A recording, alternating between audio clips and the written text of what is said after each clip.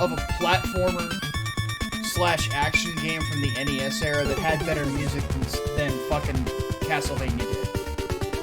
Honestly.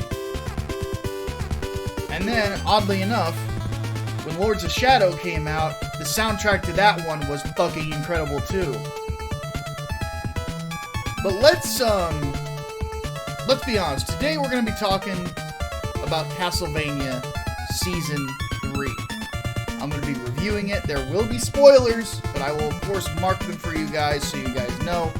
But needless to say, we've got stuff to talk about with that.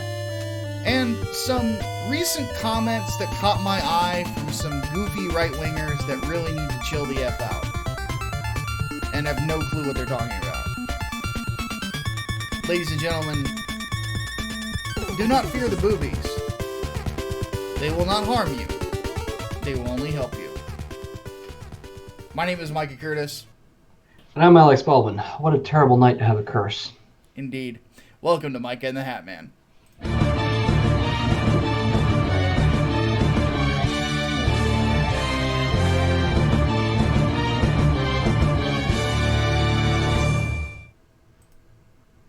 Alright, let's go ahead and get straight into it. So, Castlevania. Hatman does not have a pick this week, it's just me. Nope. Castlevania has returned to Netflix with another season, the third season, that follows, obviously the second, it follows the,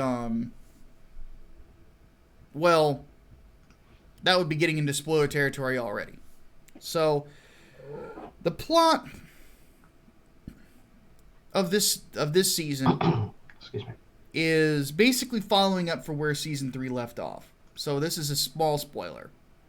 So if you haven't watched the series yet, I'm just going to blanket tell you I recommend it. Season 2 ends with the death of Dracula. And basically what this is doing is following the separate plot threads of 4 characters. You have the 2 Forge Masters who split into different directions. You have Alucard, and then you have the story of Sypha and, of course, Trevor Belmont. So, this is so I'm going to get through the technical stuff first before I get into spoiler territory. So, the animation is still beautiful looking. The art style is still fantastic. Sypha kind of steals the show in this one. She's probably... But then again, she has up to this point. Everybody loves Sypha in this. And by the way, it's such a... Being an old school Castlevania fan, it's so weird for me because the one follower that everybody hated in Castlevania 3 was Sypha. So they have, they've really... Kudos to Warren Ellis for making her such an endearing character. But yeah. This is easily the single darkest, most depressing story of every season of Castlevania. And it's been a really dark retelling of the story of Castlevania 3. I need to emphasize retelling. Because Castlevania 3 didn't have much of a story. It's Trevor Belmont is beckoned by the church that excommunicated him to go hunt down Dracula. Along the way, he makes 3 friends. That's it. That's the story. We didn't know much about these characters beyond that. Let's be honest. All we knew was that Trevor was a badass and probably a bit of a cynic because of the way the church treated the Belmont family. And we didn't know much about Sypha, except for the fact that she gets married to Trevor at some point. We didn't really know much about... We knew a bit about Alucard's character.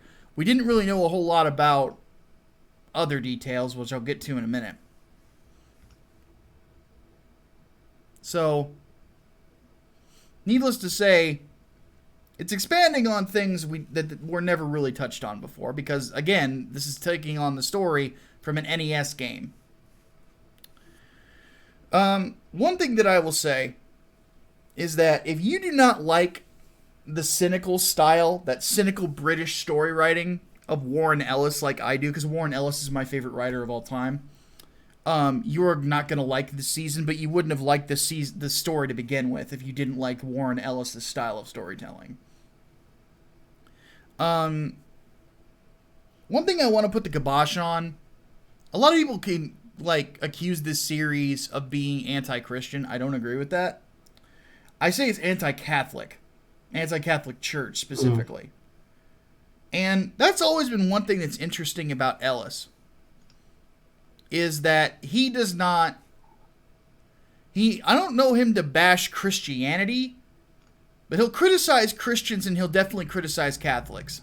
Mm-hmm. And I am not a Catholic, so I don't give a shit. I will never be a Catholic. I'm proud of that. If you haven't seen episodes of this podcast in the past, I am very critical of the Catholic Church. I am not a fan. But there is a point that seems like it's a knock against religion, but it's given to you by an unreliable narrator. And Ellis likes to do that with a lot of times he kind of goes into religious stuff. Is he'll always have it spoken through an unreliable narrator. So that way people can kind of make up their own minds on it. Because basically the way that it goes is that if you agree with it, you're agreeing with a psycho. So it's one thing I really like about him. But yeah, Sypha steals the show, and Grant has not shown up yet. Still, Grant has not shown up. He is the only one of Trevor's companions not to have shown up yet. Jesus Christ! That to say, like they're pulling pretty much straight from Castlevania 3. Yeah. But no Grant? I know. You got some static on your end, partner. Oh shit. See if I can fix my connection. Oh, now it's gone. Maybe it was just a temporary thing. I'll let you know if it comes back. Okay. But anyway, yeah, still no Grant, which surprises the shit out of me. Needless to say, like I said, it's a beautifully animated series. It's very dark. It does follow four different plots in 4 different areas.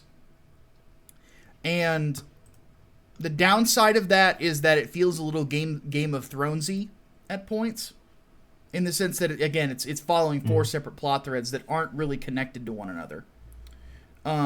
There's thematic connections, but if there is a theme to this season of Castlevania, it's isolation and loneliness. You know, sort of that feeling of being the outsider. And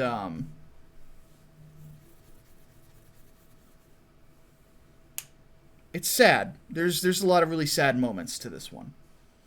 It's like I said, it's the darkest season yet, and there's a lot of character work, and it's a crescendo as well. That's another thing to mention. It's because some people have called it a slow burn. It crescendos up. It starts at a point where you're kind of establishing where everyone is at, and then crescendos up to the finale, which is a huge boom. So, which season of Game of Thrones? I would compare it to, what was the best one before it went to shit? Season 5?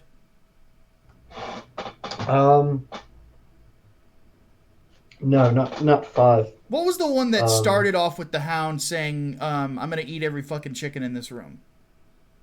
I believe that was 4. Yeah, season 4 is what I would compare it to. Yeah, because 4 also ended with Tywin getting killed. Yeah, it's yeah, that's definitely the season I would compare it to. Yeah. So, do they play Vampire Slayer again? You mean Vampire Killer? Yeah, it does Vampire get Killer. played, because they didn't play Vampire Killer in season 2. They played Bloody Tears, which is weird because that's a Simon song. But it does get played in a different kind of not remix but reimagining. There's a couple more classic Castlevania tracks in this, but they are reimagined in a darker way that fits the tone of what they're going for in the series. So, but it is music from Castlevania 3. There's also a really badass moment. I didn't realize this until later on. Is that Trevor did not get rid of the whip. The original one. He has the whip and the vampire killer. And he breaks out both at one point. Because let's be honest, like the hypest moments for this character in this series, battle-wise, is when he breaks out the whips. Like, especially when he fought Alucard in Season 1. That is one of my favorite animated fight scenes of all time. It's incredibly well done. Just the part when he knees him in the balls, he's like, please, this isn't a bar fight. Have some class. And then he just headbutts him. So, yeah.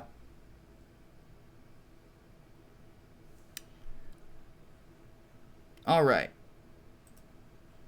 Needless to say, I really, really, really enjoyed Castlevania Season 3. It was probably... I think it's... I don't know if it's my favorite season yet, though. I don't really think I have a favorite season. You kind of have to take the whole show as one big chunk. I think that every single time that a new season comes up, I just rewatch the entire series. And then just add those episodes onto it.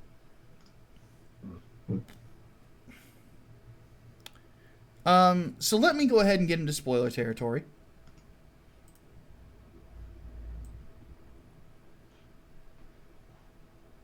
Let's move this up here. So,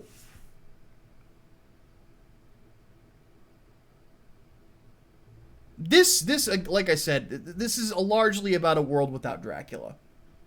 It's definitely clean up after the last season, and this is a bridging season.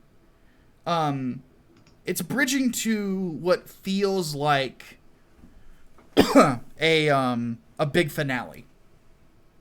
I have a feeling that the fourth season of Castlevania might be the last. Warren Ellis has kind of hinted at it, that he would like to end it there. In which case, I would say that if you're going to do more Castlevania, this would be a time to kind of retire this current cast and then bring out Simon for a few seasons. You know, if you're going to continue the show. And maybe even hire a different writer. Mm-hmm. Maybe you should hire an American guy who's a big fan of Castlevania and likes writing vampires and is currently in indie comics and also writes for RT. I think you should hire that guy. I hear he's really cool.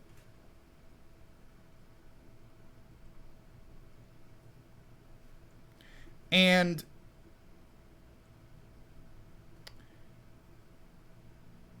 anyway, Holy Ninja Toe said to tell me the Bat Tank is dumb. Yeah, okay. So it's okay for Batman to have contingency plans to kill the Justice League, but a tank is too much for you? Come on. But anyway. In this, Sypha and Trevor have officially started their relationship. They are very much in love. And but they still have as hilarious of a dynamic as they did before. But everybody knew they were going to get together because it's inevitable, because that's inevitably how... Because for those who don't know, Simon is Trevor's grandson, if I recall correctly. Either grandson or great-grandson. I think it's just grandson. Yeah. And sure. What's funny about the Belmonts is that Trevor's not even the toughest. Simon is. Simon is considered to be the toughest of the Belmonts of all time. So that's what I find so crazy. It's like, if you do a Simon season, he's got to do crazy shit. But anyway,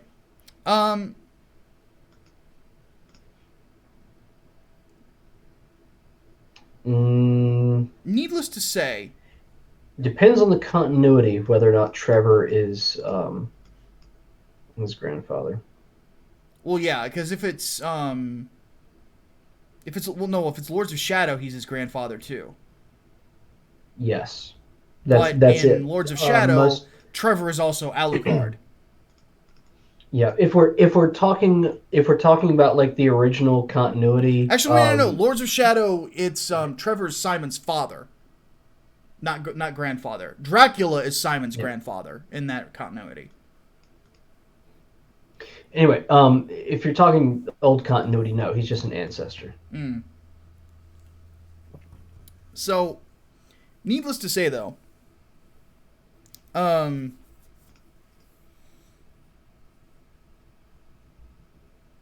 like I said, this is a dark series. There's a lot of betrayal that goes on in it. There's a lot of intentions that are really hard to peg down. Um, like there's a lot of character work in this. So, I think that probably my favorite section was the end of it. So the big reveal is that there's a cult in a small town that is hell bent on reviving or bringing back Dracula from hell after Dracula's death. And yeah, it's pretty mortifying how they go about it. And the one thing that I think I like most about it is that there's a lot of shades of gray in it. The people that you think are these super good people end up not being completely good. There's a lot of people out there, like there's nobody has the intentions that you think they do. And I think that that's part of the reason I like it. Is it takes Castlevania and fleshes it out in a way that makes it more than just go here, kill vampire. You know? And I think that that's something that was necessary. I think that Lords of Shadow kind of, as a game, sort of started that trend in a lot of ways. Well, no, not completely. I mean, Lament of Innocence, Curse of Darkness did too, because they had broader stories, but ultimately the storyline is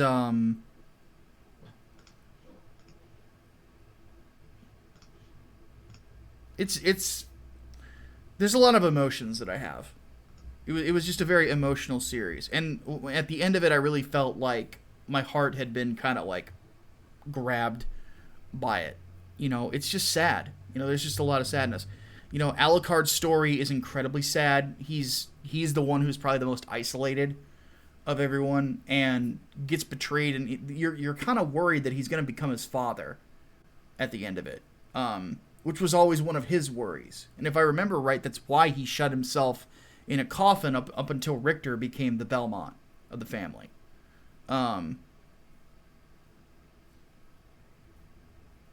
yeah, it's a crazy story.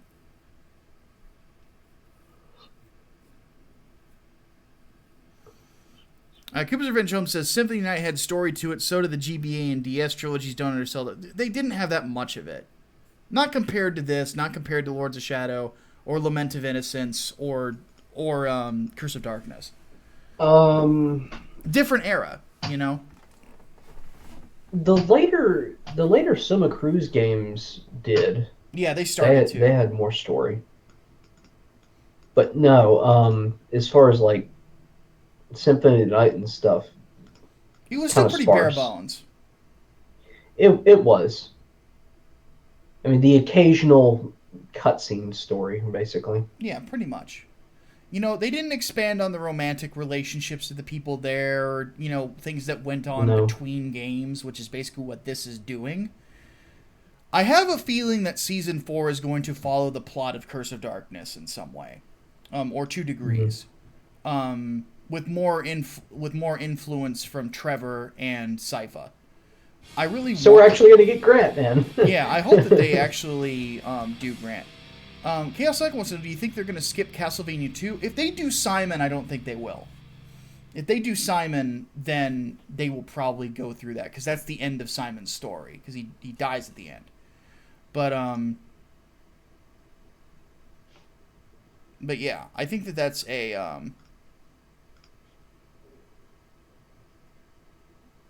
I think that's something that needs saying. So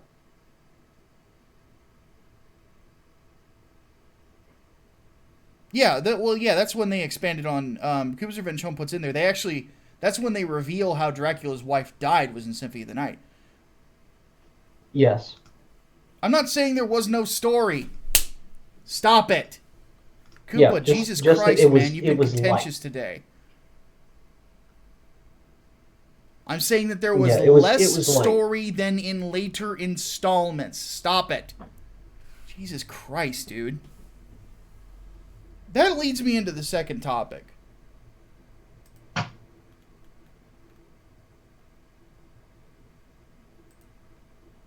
People are afraid of some titties.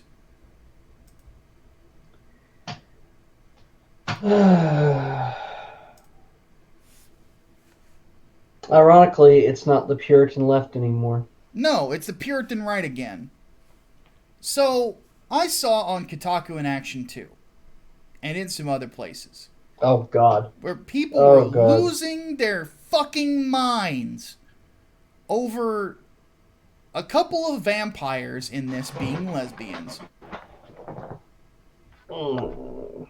Vampires being lesbians. They were ass mad about Alucard being bisexual, which is something that was never explored before. And then they tried to claim that Trevor in this series is an atheist. No, he is not.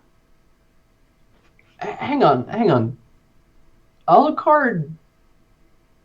Maria was with Alucard, though. Yeah, Maria Renard. But even then, the scene in question has more to do with him just being lonely than anything else, and being taken advantage of.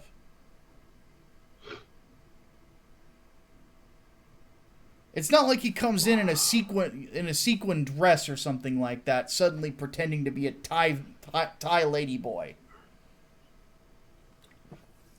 But if that was the case, Nick Fuentes would love this show.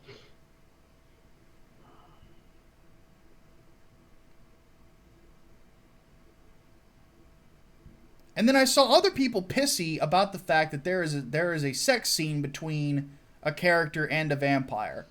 And that this was... I don't know if this was actually the first season to show nudity. I don't remember any from the previous season, to be honest with you. But I don't remember any in season 1. Or 2.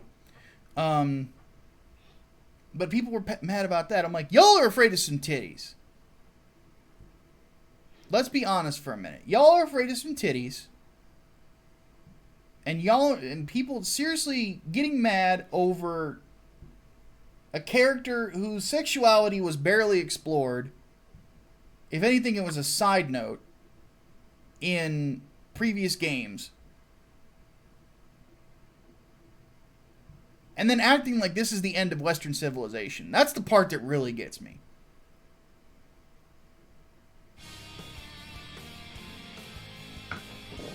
So... Chaos Sonic says, question, Dio versus Dracula Castlevania version? Dracula. Pretty hard. Dracula is actually considerably more powerful. But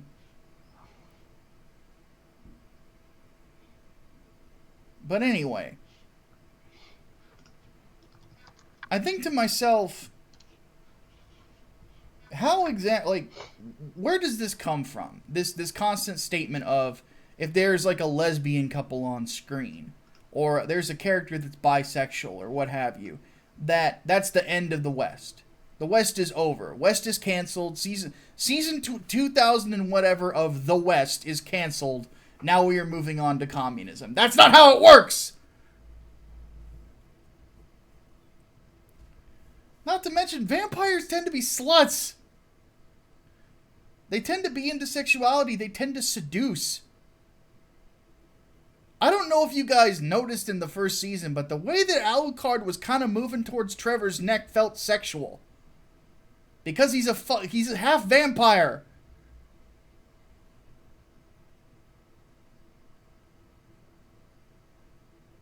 Not to mention, people when they're in the throes of loneliness will do some crazy shit. It's true, man. It's just something that loneliness does to your mind. It can literally drive you insane.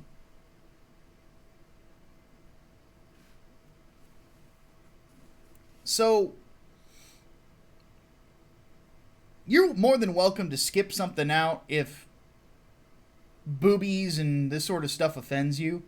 I just say don't watch it. But can we please stop pretending that the West is over because of some lesbian vampires?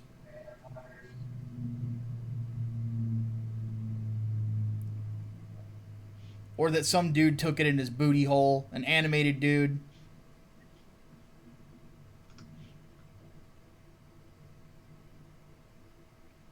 The West is not over. The church has not been supplanted. So on and so forth. It's an adult animation about vampires and other such hellish creatures. What the fuck are you expecting? The atheism bit is what really gets me. Because it's pretty well established in the first season that if you start to abandon God and his teachings, that holy protection does not happen anymore. Look at how the bishop got killed in season 1, and yet Trevor can still use sacrosanct weaponry and can instruct people on how to do it and how to use it. He's still a believer. He never renounced God. I mean, for God's sake, the Belmont family crest is a cross. And that's the one thing that I've always noticed about Warren Ellis is he's very distinctive between his thought of Christianity and his thought of how people behave. So.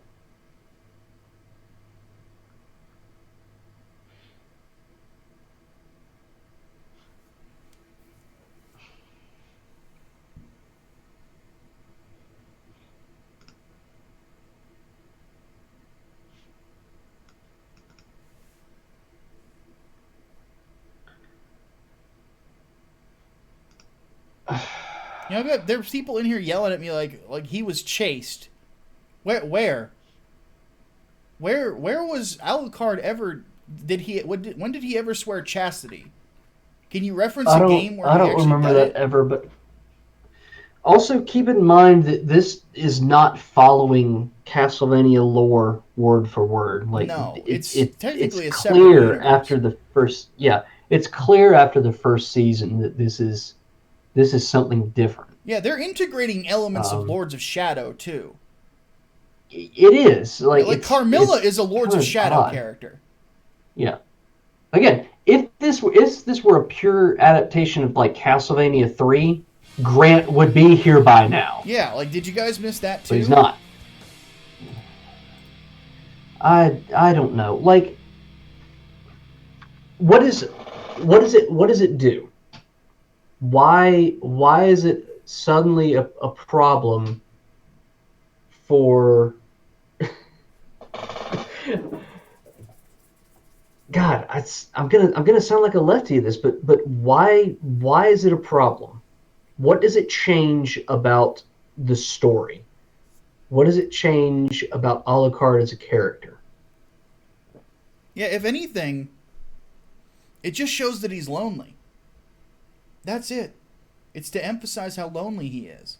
Is that he'll just let two people walk into his bedroom and fuck him. Trust me, I've been that lonely before. Never fucked a dude, but excuse me. You know, I definitely got it on with some girls that I am not proud of because of loneliness. It happens, man. People do crazy shit. What end does it serve to make him bisexual? Again, it emphasizes how lonely he is. Full full disclosure, I have not seen it. I have not seen this, but could very well be for, yeah, emphasizing that some form of character development, the depths that he sinks to find some degree of companionship. Now, if I go in and watch it and say, actually, no, that was literally just throwaway bullshit for the sake of mud diversities, then I'll agree with you, and I think it's bullshit. But based on how everyone is reacting, what I've heard about this, it's not that big of a fucking deal. No. So It's not changing something fundamental about the character. yeah, we're missing a couple donations here. So Serena says vampires being bisexual or a little gay is kind of expected at this point in history. Hell, I just assume any sexy male vampires on the down low. You can blame True Blood for that. God. Chaos Sonic threw in a buck. I blame, yeah. Yeah. Chaos Sonic threw in a buck says one of my friends actually loves Castlevania. The only thing he is ticked off is more how Isaac was changed. Especially since my friend is a ginger with centaur hair. It's not me with all. Yeah, that's true. They did race flip Isaac.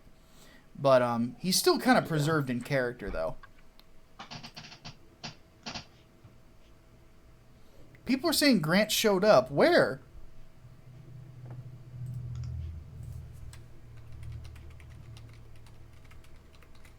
Where is he? What about Death? Has Death shown up yet? No.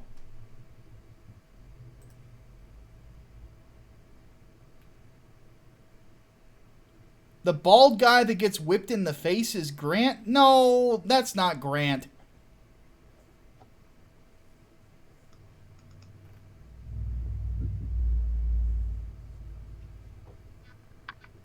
I hope not. I hope they're not going to do my boy Grant like that. No. It wouldn't surprise me if what they do is they go the werewolf route with him like they did later on. So. Fuck you, Twilight. Yes, fuck Twilight. Yeah. I don't think I want to delve back into. I get more flashbacks from the old fucking Twilight days than Yeah. anything else. Jesus. All right. He was mentioned in episode 1. I don't even remember that. All right, let's go ahead. We need to move on. So this has been a topic of discussion on Twitter today. So Doug TenNaples' a piece of shit. I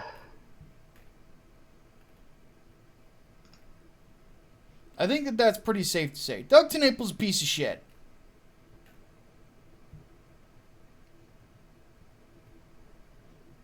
So, it was announced this morning that Sean Gordon Murphy, who has become pretty huge in comics, which is not easy to do these days. But Sean has had done a cover for the latest installment of Doug TenNaples' Bigfoot Bill series, which is currently struggling to hit the six-figure mark on Indiegogo. And there was some backlash against it. And then today, Sean Gordon Murphy announced that he is pulling the cover from it and doesn't want to be involved with the project. And this, of course, put some red flags for a lot of people. So, let me preface something. Cancel culture is bullshit. Obviously, I hate it. I'm not making an exception. But there are levels to this story that need to be explored. So, Doug TenNaples, the reason I say he's a piece of shit is because Doug TenNaples has embraced cancel culture. He can't take criticism, and people who criticize him must be destroyed. Just ask Cecil. Also, just ask one of the hosts of this podcast. Oh, wait, that's me. He has encouraged people who harassed me. He has encouraged people who have threatened to dox me. He has encouraged people who have threatened to sue me over nothing. Doug TenNapel loves cancel culture. He loves it. He fucking loves it. He fucking loves the idea of destroying people he doesn't like.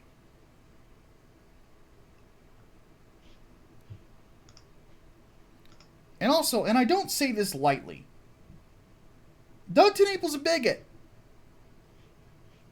It's one thing to disagree with what people do in their bedroom. It's another thing that anytime something goes wrong in society to blame the gays for it. Not the lobby, not the Gay and Lesbian Alliance Against Defamation or things like that, or certain groups that happen to actually be behind that sort of shit. Just all people that are of that persuasion. It's bigoted. Let's be honest. You know, when you sit there and say that all Christians are Bible thumping homophobes, that's bigotry too. But with Doug TenNapel, that's what he is. He is a Bible thumping homophobe. So what happened was Sean Gordon Murphy basically said, he's like, I actually didn't know he was this anti-LGBTQ. And as such, and some of the stuff that's been pointed out to me, I'm not going to do this. Now, one thing I showed Hatman is that there was a tweet from last year where he even said that he supported Doug's work, but he needs to stop lashing out at people from that community and fighting with fans. So there's clearly a previously established, knowledge of Doug's behavior. Is it possible he didn't know it was as bad as it is? Yeah. Because Doug has gone on some rants, oddly enough, to try to dig at Comicsgate.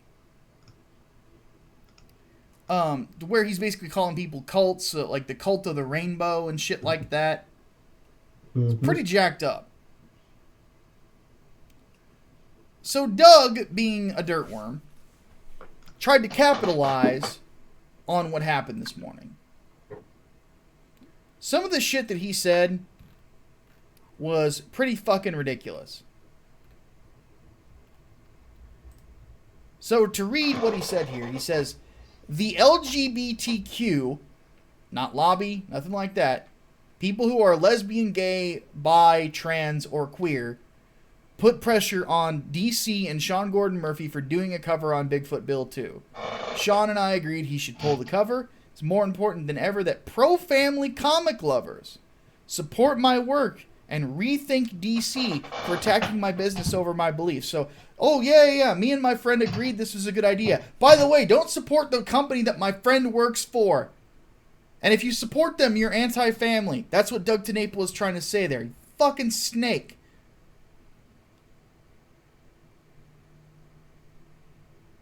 Can I just interject for a moment? Yes.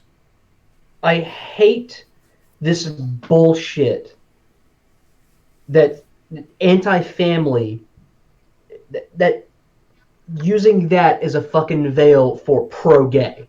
Yeah. Like, stop that. Stop that shit. Seriously. That annoys the fuck out of me. It's childish. He continues on. And he says, if Christians, free thinkers, and pro-family people support DC, they are supporting the destruction of my business due to my outspoken faith. No, they are fucking not. Maybe they just like Batman.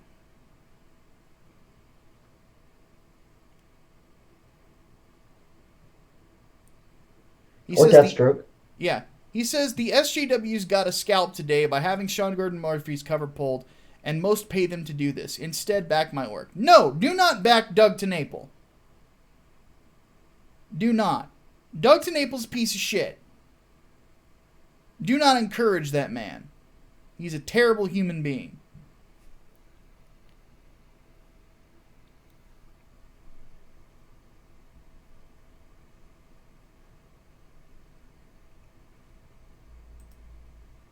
Like I said before, This is what Sean Gordon Murphy said last May.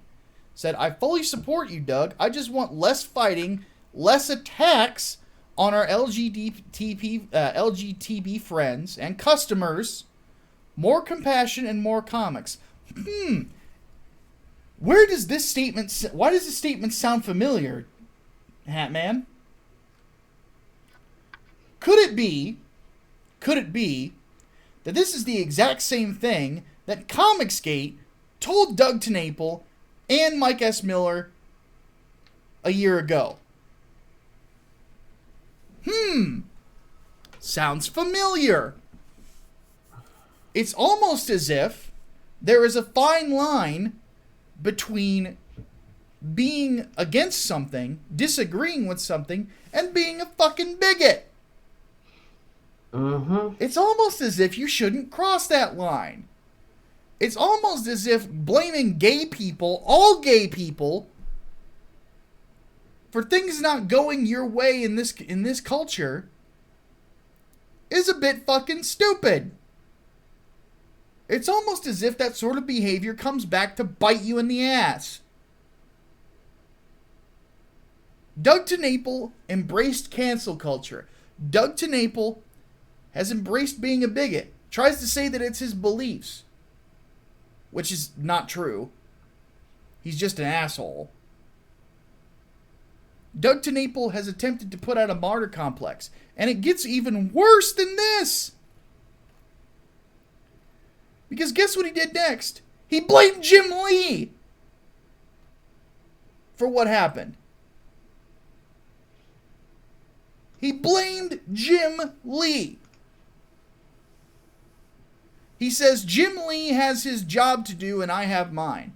He's doing a lot better than me, so I could see why he put his giant jackboot on my tiny business. Doug TenNapel is a millionaire. Shut the fuck up, Doug. Are you serious right now? And Jim Lee actually responded. And kudos to Jim Lee for standing up to this fucking bully. He says, with all due respect, I have absolutely no idea what you're talking about, Doug.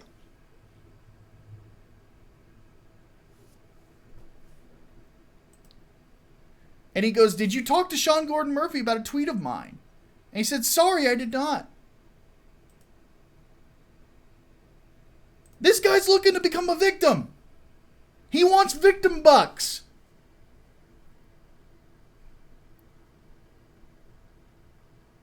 This isn't any different than Anita Sarkeesian asking for victim bucks. The difference is that Doug TenNapel actually does create something.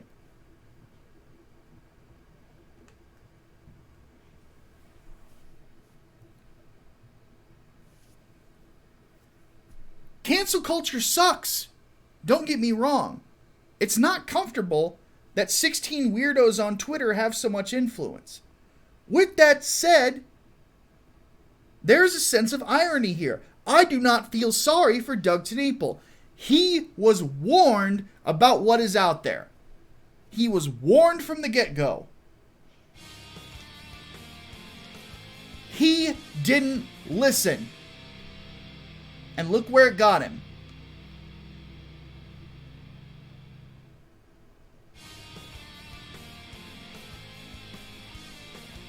I'm going to be honest. I think Doug TenNapel's a fake Christian. There's a better argument for Brianna Wu being a woman than there is for Doug TenNapel being a Christian. No, I don't think he's a fake Christian. I think he's a Pharisee. We'll have to agree to disagree on that. But Chaos Sonic throws in a buck, says, Doug's actually pushing me to support DC again with him being an asshole. And I've been wary on DC with the shit they're doing. Also, I expect cancel culture will turn on Doug. Well, it just did. Mercenary X throws in a buck, says, worst part about all this is I feel Razorfist is a little bit of a fanboy on Doug. I'll still support Razor, but I really wish Doug wouldn't. I understand his worries, but Doug takes it too far. We can't afford fighting in the culture war. Dude, both Razorfist and Yellow Flash apparently messaged Doug supporting him in this. Yellow Flash? Yeah, so fuck both of them. Damn. I'm disappointed. Especially, like, with Yellow Flash, he should know better, given the shit that Doug has tried to do to people in CG. It's ridiculous. Now Yeah, I'm blaming people that weren't disappointed. even involved in the decision. And not to mention, and this is a point that I made to some people, is why are we assuming that Sean Gordon Murphy has no agency here? Why are we assuming that?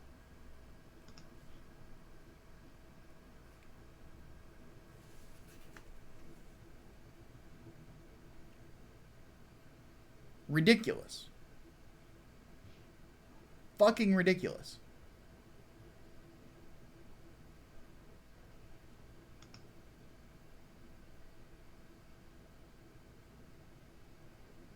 Oh.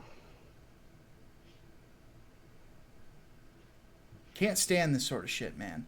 Like, the stuff that Doug has done is pretty fucking insane. So, I'm just going to put it this way. Yeah. Like, this is the sort of stuff that Doug TenNapel has enabled. One thing that he has enabled is the Incel Brothers. These guys, and he has encouraged this. He called them clever after this happened. These guys fantasized about Tug's daughter being raped and murdered.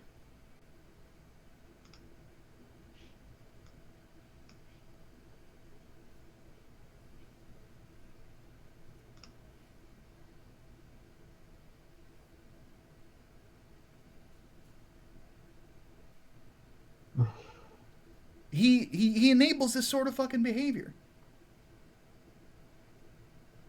Tim Lim, same thing. We're never having Tim back on this podcast. I'm never supporting things that Tim does. Because apparently, Tim gave the personal information of a CGer who nobody knew the personal information for to John Della Rose to dox them. Over something they weren't even disagreeing with.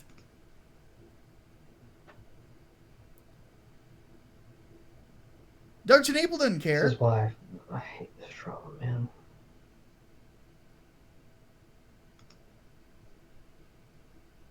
Doug TenNapel loves him some cancel culture, and it came back and it bit him.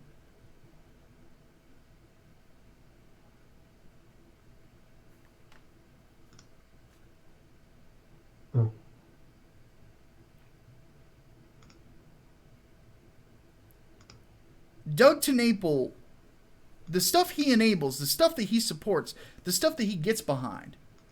He platforms people who threaten to sue people. He platforms people that try to get people's campaigns destroyed, and supports them in them doing so. Supported Edwin Boyette when he tried to destroy the Allegiance Art Steel. Supported Preston Poulter when he tried to bring down Cecil. Supported Fan Advocacy Network when he threatened to sue me over nothing. Do not, and nobody should ever, pretend that Doug TenNapel is just some nice old guy. He's not. He's a piece of shit.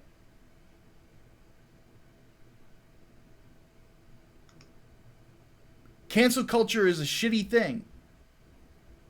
It really is. But Doug TenNapel is not a martyr.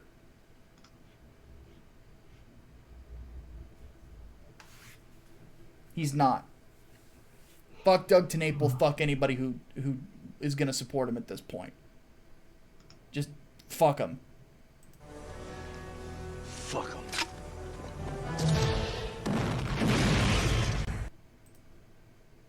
Jesus, we went really over time there. All right.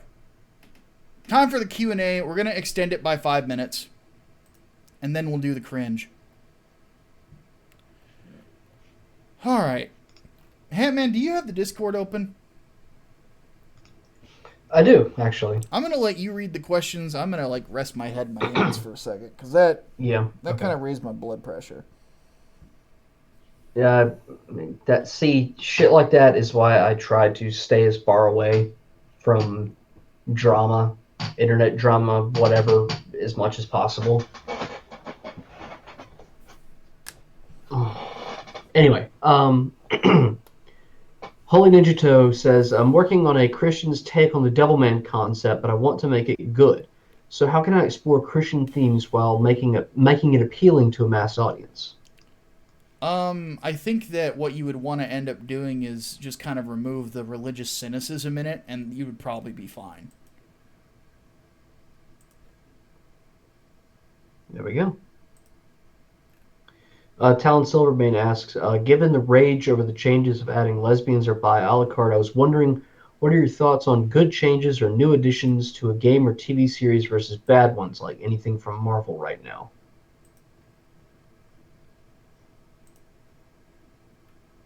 Um,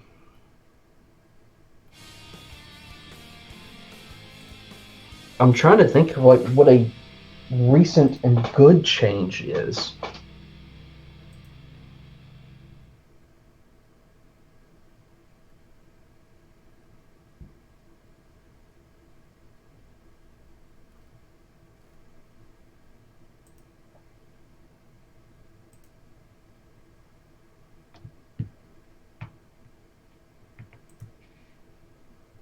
Serena donates $1, wants to know what Not a really Pharisee fun. is.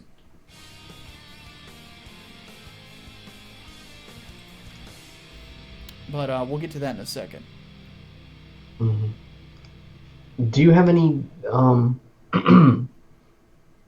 good changes or new additions to media? I'm not. I can't think of any.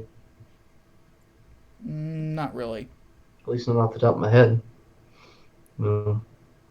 Sorry, we kind of didn't answer the question there, but. I don't know if we have Waistcoats one. asks, Artemis Fowl, the book series, had a secondary character who could be described as woke, person of color, first woman on the Fairy military force, etc. Disney has decided to completely eschew her arc by making the commanding officer of the force female in the service of feminism and change her race to white. How F by SJWs do you think Disney's going to be? Oh, they're gonna get ripped on for that for sure. Well, I don't think anybody is satisfied with the direction that movie is going. Because apparently they're also not making Artemis Fowl the villain. From what I remember of the books, he was not a hero. So no, that movie's gonna get ripped apart. That's gonna end up like Aragon, I think. Probably. Let's see here. Alistair wants to know. Someone who hopes to one day find himself in the creation industry, what is the most effective way to deal with outrage culture, cancel culture, and general bullshit drama from both the left and the right in the entertainment industry? Be true to yourself. And don't get vindictive. I say either don't address it, or when the mob comes after you, tell them to fuck themselves. And yeah, basically stick to your principles. Don't give in. Don't apologize to people who will not forgive you anyway. Yeah. Matchstick wants to know funniest scene in an anime that we've ever seen. Um,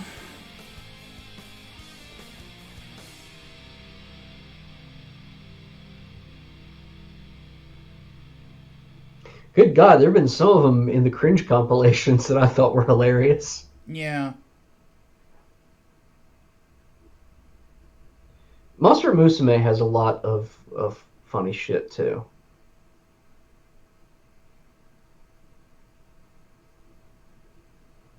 Poppy's first scene really stands out. Trying to think.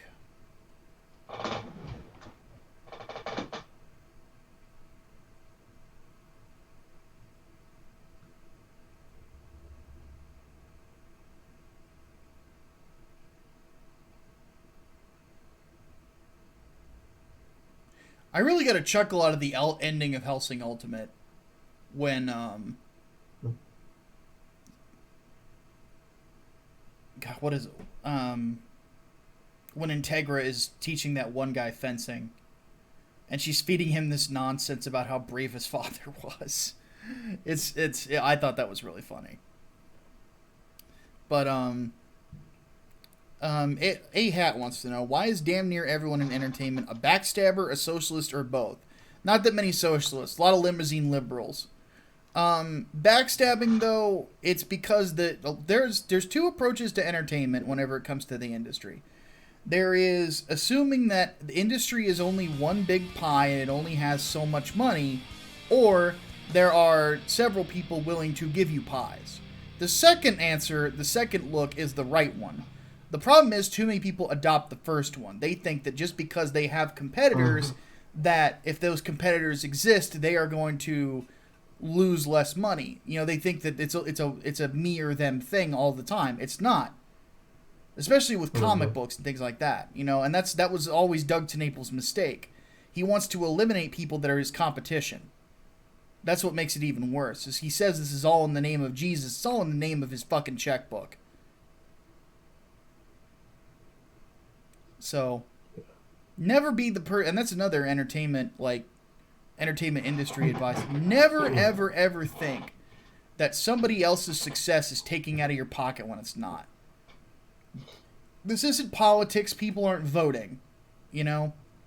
Not in the same way.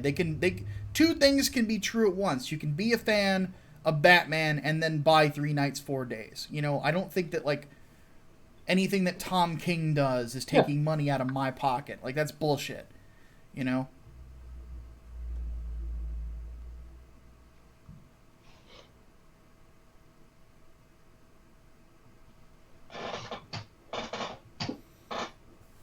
All right. There you go. Now for the chat. Oh, actually, wait. I missed some donations. Donations? So, let's see here. Ricky Joya wants to know, what's our favorite Will Eisner graphic novel?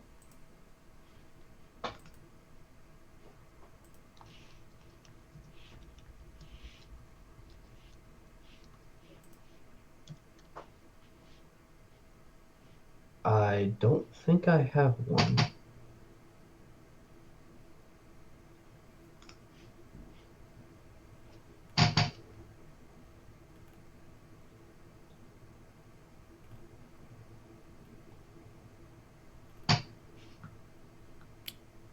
Yeah, I don't know, man. I'm really not sure. I don't think I've ever read any Will Eisner.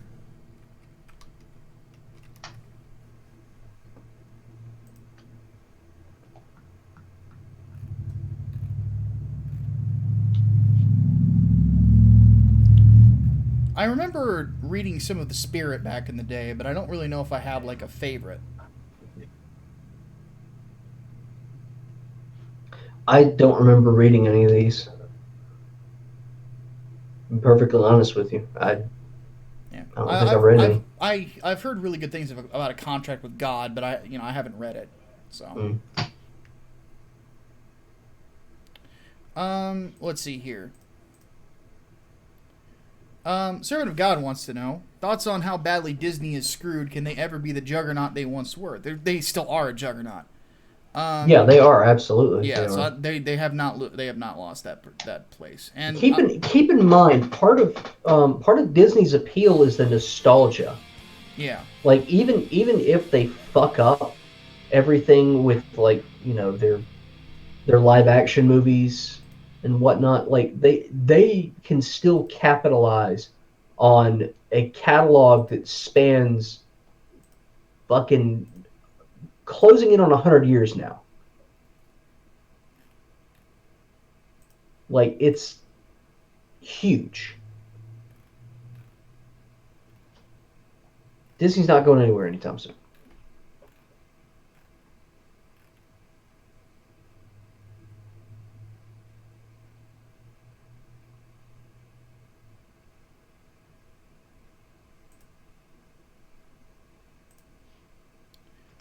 Got another one. Daniel Parker donates $2. He says, writing my first comic book and I've had to split the book in half because of cost. Problem is part 1 is still going to be about 80 pages. What are your thoughts on how I could shorten it?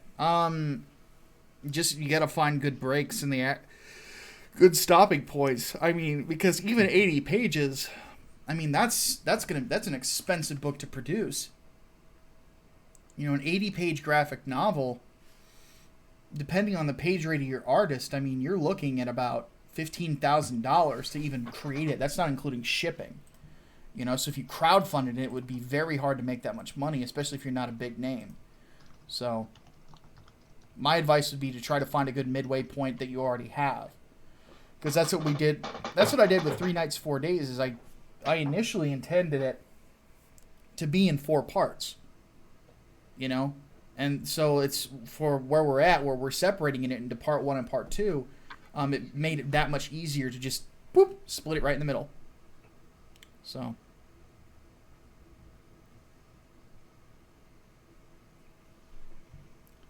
Alright, now for the chat. What public domain character do you want to write about and how? Dracula. And that's a stay tuned.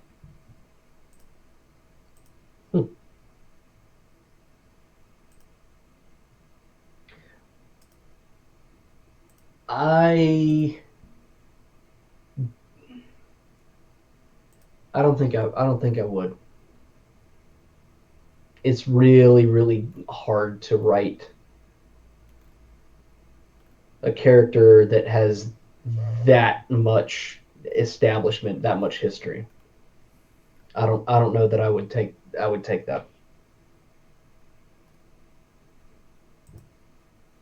I'd piss too many people off, I think. Let's see what else we got.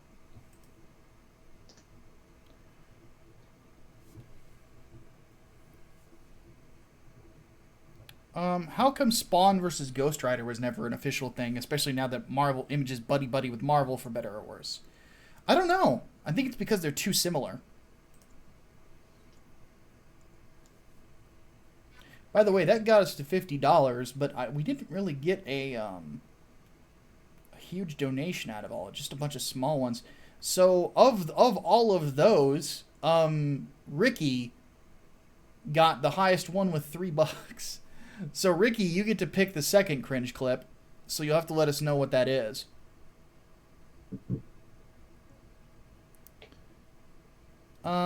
Sister X wants to know, am I more of a striker or a grappler? Striker. As Hatman could tell you, if I hit a heavy bag, it goes flying. Yes. Some of y'all have seen it because it happened on camera back when you were set up in the other room. Yeah. I'm known, oddly enough, I am right-handed, but I am known for my left-hand punches. My lefts are deadly. Like, I do have a mean right hook, but it's obviously a slower punch.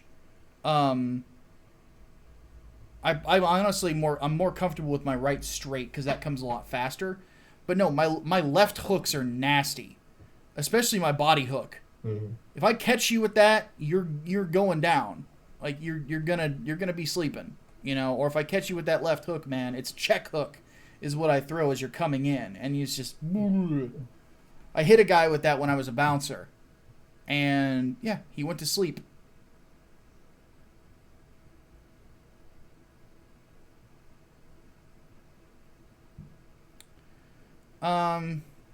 Let's see here. So we did extend by 5 minutes, so one more question before we start grabbing overflow stuff. I'm picking the one by Kalebach. If we were approached by Games Workshop and Black Library to write a 40K story, what medium would you want? Game, comic, or TV/movie? And what story would you want to tell? So definitely a comic, because that's my strong suit. Though animation would be fun too. Like an animated series, but I would write a book about the Black Templars in Warhammer 40K. I would love to write a comic book about the Black Templars, man. That would be so much fun, because they're constantly crusading. Like, just fucking go ham on the enemies of the Empire. I love the Black Templars. They're great. I kind of get shit because I do like the Smurfs, but the Black Templars are probably my favorite Marine faction.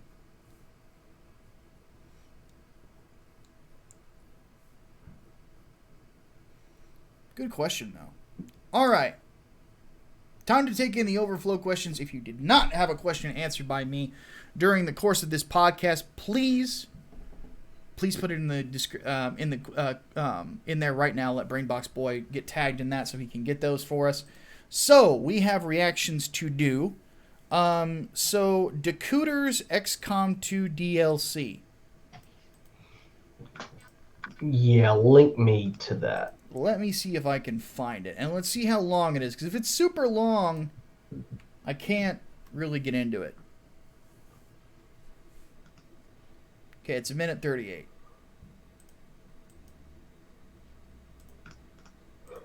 Excuse me. So.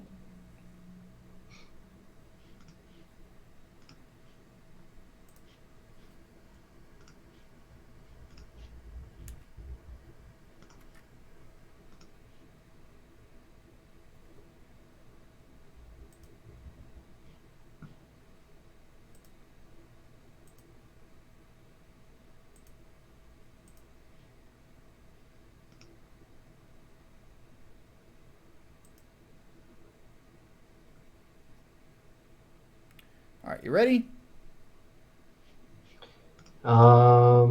There it is. Okay. I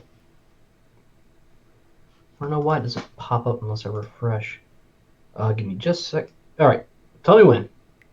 Yep, hitting it in 5, 4, 3, 2, 1.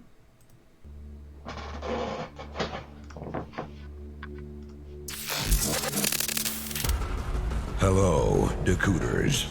The Huggy Wuggy Council you once knew is no more.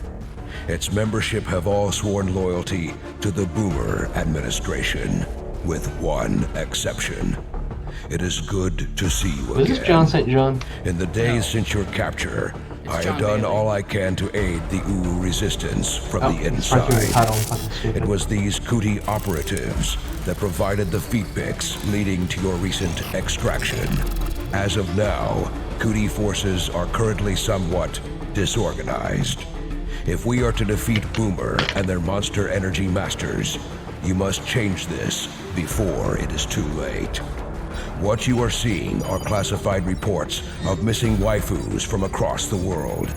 Their numbers are growing. We suspect they have been taken to a nearby Boomer black site, although its exact location remains unknown. Time is short, Decooters.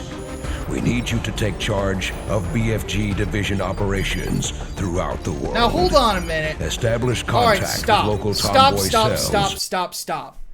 No. That is my reaction. No.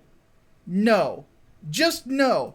You do not get to co-opt my fucking Doom guy into your anime bullshit!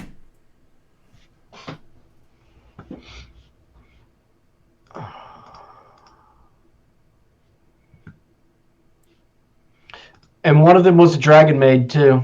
Yeah. One of the missing waifus was a Dragon Maid. Good!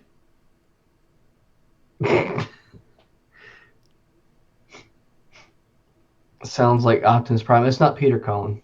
No. It's John Bailey. But no!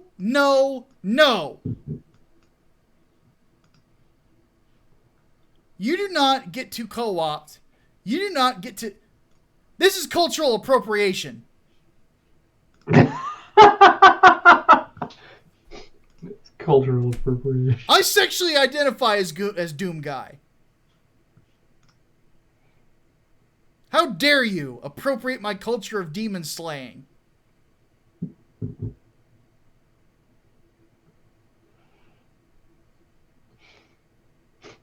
Are you about to hit a button? I'm about to hit a very specific button. Yeah, about to say I can feel your finger on that fucking button. It is time for a holy crusade. Chaos Sonic says another of the missing waifus was a trap also. That does it! Exterminatus on waifus!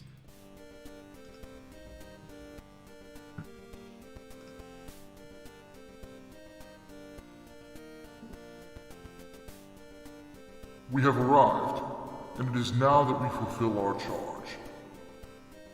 in fealty to the Lord our God, and by the grace of his throne, I declare exterminatus upon whatever scumbag we're declaring exterminatus on today. I hereby sign the death warrant of an entire wherever, and consign 1,000,000 souls, maybe, to oblivion. May imperial justice account in all balance. The Emperor protects. Deus vult, Deus vult, Deus vult, Deus vult, Deus vult, Deus vult. Deus fucking Volt. Deus fucking Volt. Alright, Serena asked, she's been looking into 40k lore. Does the Emperor of Mankind know that humans are oppressing, subjecting, and murdering regular old Joes? No, he doesn't. That's kind of the, did he know about his, this prior attempt of his entrapment on the Gold Throne? No, he didn't. And, can he father a child? He has a son. So, yeah. He didn't father one as, that. It was when he was still human.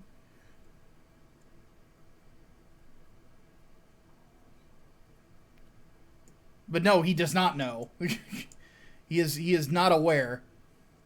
That's part of the joke of the Emperor, if the Emperor had a text-to-speech device. It's like he's finding out all the goofy shit that people do in his name.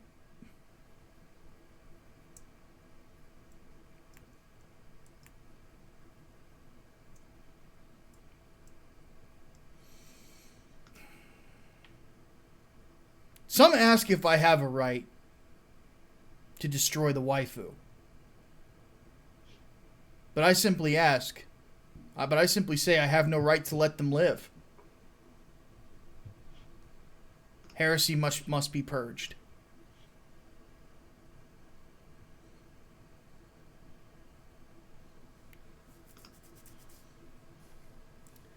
All right. Ricky never gave us another clip. Who out of that second wave donated the most total then? Oh, to most total? I don't know. Okay. Chaos Sonic. Chaos Sonic, if Ricky doesn't give a thing, go for it.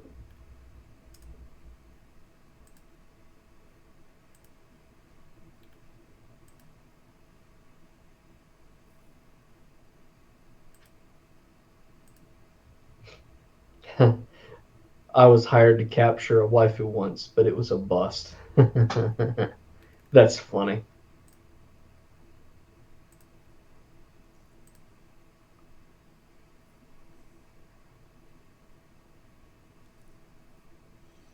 Red Dragon says, I'm the heresy here. His waifu will be protected. Not from me, sucker! I'm gonna take them all out.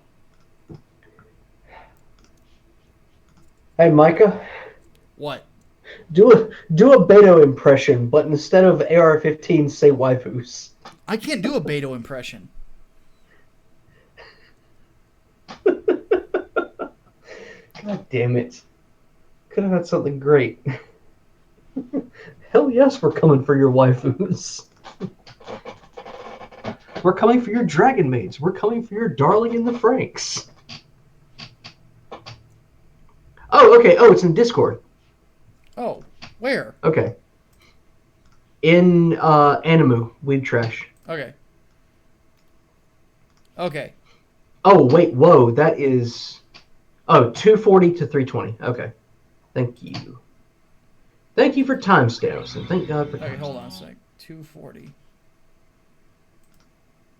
Okay, I'm there. All right. Cool. All right.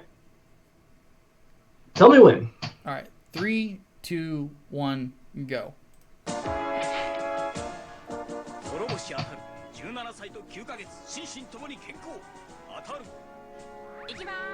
This music is Star Wars.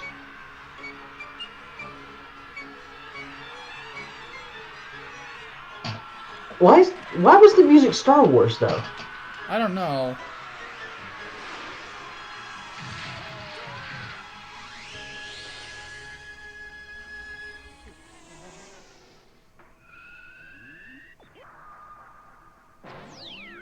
What the fuck?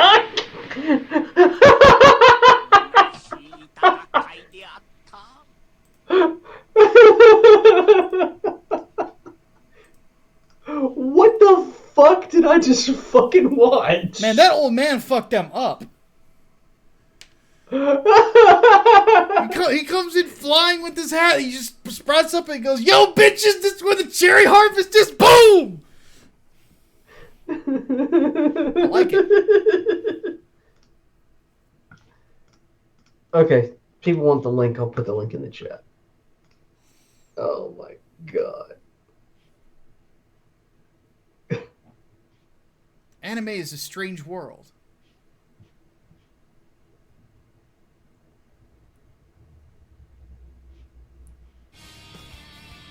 But yeah, that music was definitely fun. Yep. Yeah, that's Star Wars. Samurai Bay says, be ready, guys. Next stream, I'm going to have you react to My Waifu is the Führer. You're a little late on that one. Yes, you are. Yeah, we did that one already a few weeks ago, and I laughed my ass off. If I remember right, I was laughing my ass off the whole time. I'm like, why is this a thing? I just thought it was funny in the trailer they had to censor parts of it to put it on Kickstarter. Like, you should have put it on Indiegogo. They wouldn't give it a shit. Oh, God.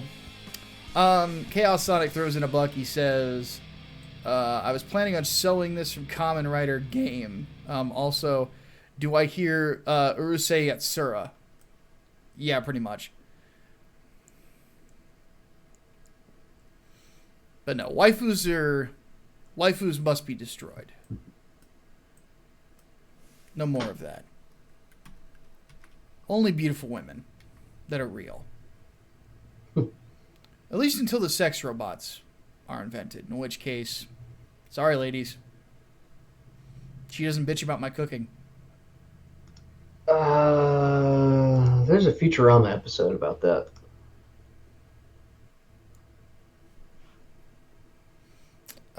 Servant of God says fix the subscribe star link. What?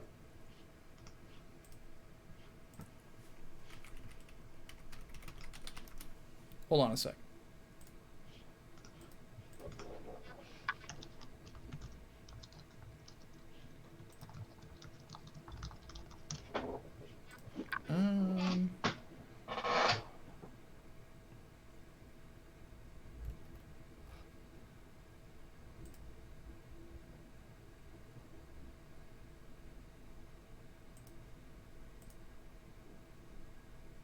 Give me 1 sec.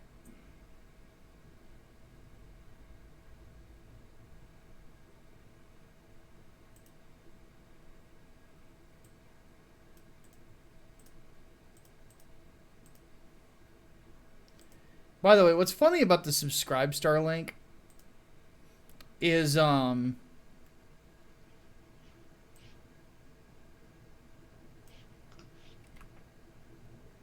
we go. Is if you click on my subscribe star profile, it's the infamous Micah Curtis face. Which I can't wait until or what I'm going to do, because I can only get channel members on my main channel, and I've been streaming over there a lot more recently. I'm going to actually put that as one of the emotes. People seem to love it. Oddly enough, Graded 0.5 in their Discord server adopted it before even I did. And Optimus is like, dude, you really need to lean into that one. And I'm like, you know what? You're right. Optimus is good people. Optimus is very good people.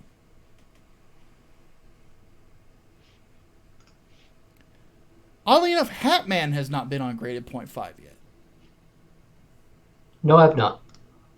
But I don't know if Hatman would say anything if he was on Graded 0.5. Probably not. Yeah. So. All right. No, wait, waistcoats. We do something different when it comes to cringe stuff every week. Like sometimes we'll have like the biggest donors. Other times we'll have it be a patrons thing, stuff like that. This week I wanted to do the highest tippers. So next week we might do it differently. It just depends. Next week we might do food challenges. It depends on when I get my hentai hot sauce in. So, because what I plan on doing is buying some wings and defrosting them and then actually baking them with the hentai hot sauce on it. So they'll be glazed with it. So We're doing hentai hot sauce. Yeah. Mm-hmm. So, well, folks, we have reached the end of it. The weekend is here. So, Hatman, any final words? I still need to see Sonic the Hedgehog, damn it. Me too. My final word is this. Ladies and gentlemen, waifus are terrible. But at the same time, do not be afraid of boobs. Do not be afraid of booty. They're wonderful, wonderful things that the good Lord has blessed us with. So, if you're with your lady, and she has been given some beautiful shape by the good Lord above, take time to praise Jesus for the gifts that you have received. And just remember, nipples will not end Western civilization.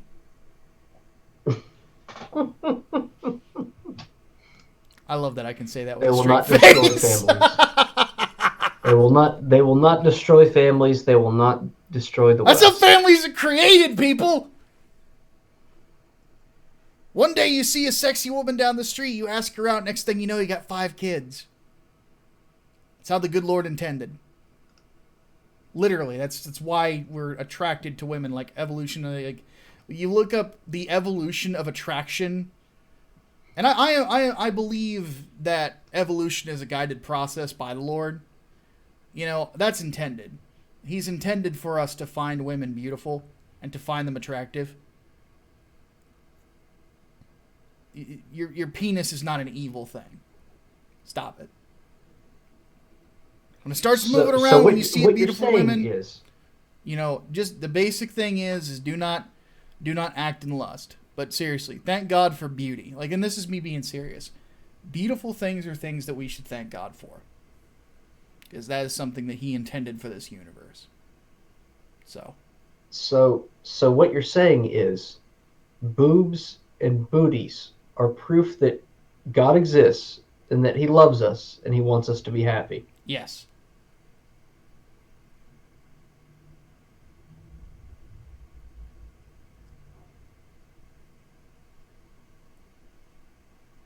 The funny part is, you don't disagree. I don't, actually. I really don't. Oh, goodness. And Gojira, in the chat, real quick, buddy, do not lose hope. You will find a beautiful woman someday. I believe in that. I really do. Beautiful things make me very happy. And someday I have a feeling, I feel this way now more than ever, that someday I will meet someone again. Someday. But not before I'm ready. That's for sure. We need to take off, though. Goodness, people are trying to keep us around. We love you all, but we got stuff to do. Yes. And I want pizza. I have to eat food. I really want pizza. Pizza sounds awesome right now. So that's what I'm going to do. Pizza does not sound awesome to me. Well, that's your I'm fault. going to go eat. I'm going to go eat a lot of meat.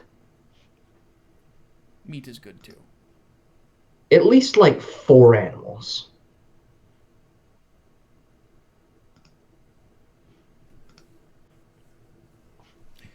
So Gojira's being a doomer, so we're not leaving yet.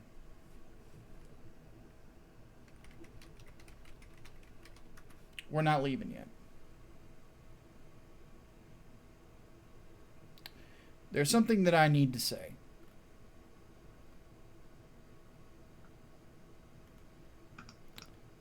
So, Gojira, this is for you. Whether you're mad at me or not today, I don't care. I'd like you to listen to this. It's Jeremiah 29:11. For I know the plans that I have for you, declares the Lord. Plans to prosper you and not to harm you. Plans to give you hope and a future. If you have the Lord, you have hope. Take encouragement in that as you go throughout this week. If you're feeling down, take the weekend to rest.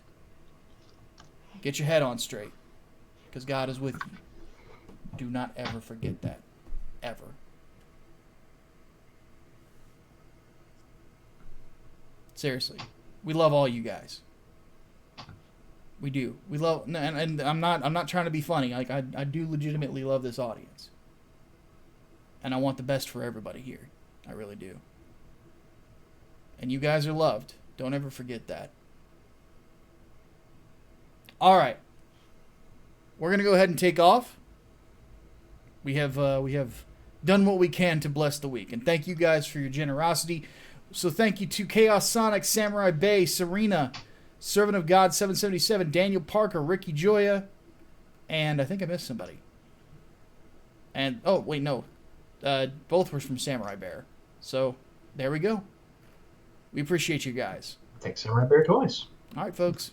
We're going to go ahead and take off. My name is Micah Curtis.